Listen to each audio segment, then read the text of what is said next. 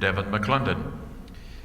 Well, I think one of the first things a city can do to ensure that businesses desire to not only stay within the city but also relocate to it is have a very activist role in its Chamber of Commerce.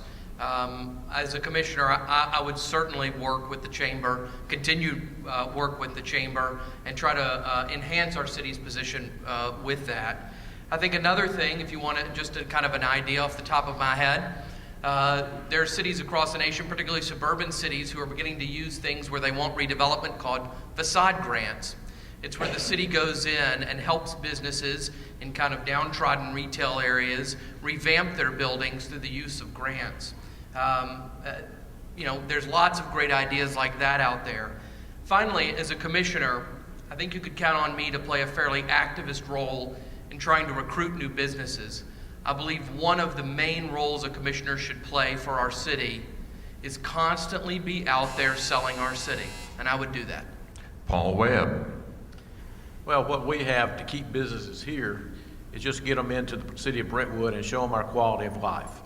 That's why a lot of business come. We bring in the chief executives, we bring in their families, and they fall in love with Brentwood, whether it's the parks or the schools or all the other quality of life issues. And it's a family decision. They bring the whole company here. It's selling those businesses on Brentwood. We do that right now. This is not a new concept. We don't have any to do this. We have our economic development group from Williamson County, and we have the Greater Nashville group. They sell the community. And when they bring those folks to Brentwood, what they love about Brentwood is that we have strict codes. They know that if they build a building, that the building next to them is going to look as good as that one, because we are very strict on our codes.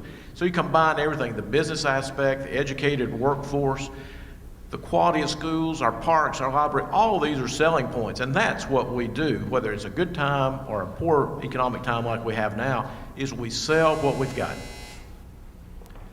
If you, audience members, if you have a question for these folks, please write it down, and Queen Connie will come around and pick those questions up in just the next couple of minutes.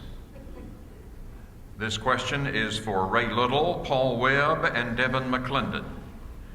Recently, City Manager Mike Walker stated in the Williamson Herald that one of the goals of a new city committee is to make Brentwood an even better place to live.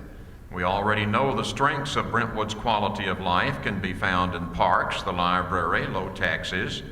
What do you believe are Brentwood's current weaknesses, and what are your ideas to make them even better in the next year if elected? Mr. Little. One of our weaknesses, I think, is, there again going back to commercial, is we need to better maximize what commercial spaces we have. Make Brentwood a destination for people to shop. Make it a destination where people stay out here because our town center is so beautiful that they desire to stay down here and then go to downtown Nashville for whatever activities and events they're doing. That does several things. It helps the shops that are there. It brings in more revenues through sales tax. It brings in more revenues through the hotel taxes, which I think was $1.1 million last year alone, just people who stayed in Brentwood, and we really don't have that many hotels, and we don't have any large hotels. I think as far as quality of life with public services, Brentwood's done a good job. It would be great to have the bike network from one end of town to the other, and I think they're working hard on that, but that's something that needs to still be spearheaded. It'd be great for me to ride a bike to work. Mr. Webb. Thank you. Here's one of the problems. Weaknesses in Brentwood. We don't have enough parks. We don't have enough bike trail. The library's not big enough. Aren't those great weaknesses to have? Brentwood is a great city. And so when you look at weaknesses, we are so fortunate to be here. We have a great volunteer force. I look around this room of tables and I've seen many of you volunteering. That's not a weakness. That's why Brentwood is so wonderful, because you're committed to this community. Like all of us up here that put ourselves up for this office are committed to the community. What we've got in the town centers, we've got to understand the city does not have a role. That's the weakness, is the education. Town center is a commercial entity. We've all said we're not going to do eminent domain. Let's all get together. If any of you out there own property, let's talk today. Let's gather around the table. This town center project will go when all the property owners want it to go, and I'm ready to hear whatever you've got. I'm ready to expand the town center zoning down to Brentwood Place and all the way up Church Street to the city limits. Mr. McClendon. Thank you. Well, I think when we get into a discussion of weaknesses in Brentwood, it's almost kind of a difficult thing to do. Most of us see Brentwood as a really wonderful place to live. I know that I do. It's also happens to be just a great place to work. If you really want to pinpoint it, I think we're definitely going to continue to have challenges with traffic. Really the best way to continue to fight traffic in Brentwood is to continue to invest in automated processes, timing of signals. Our city's done a good job so far of doing that. It's going to be a continuing struggle. I'm certainly a believer that continuing investment in managing our traffic is going to be critical to our quality of life. Otherwise, it's going to be difficult to get the places we want to go to enjoy the things we want to enjoy. Outside of that, I think one of the biggest things we can continue and almost bring back to Brentwood is a real sense of community activism. A lot of you that have been here a while remember Brentwood is a very activist place. It really made it what it is today as people were out in the community. I'd like to see more of that again. Next question to be answered by Devin McClendon, Natalie Murdy, and Regina Smithson. Alex Noble has been a proponent of creating the Environmental Quality Committee in part due to his environmental activism and personal beliefs.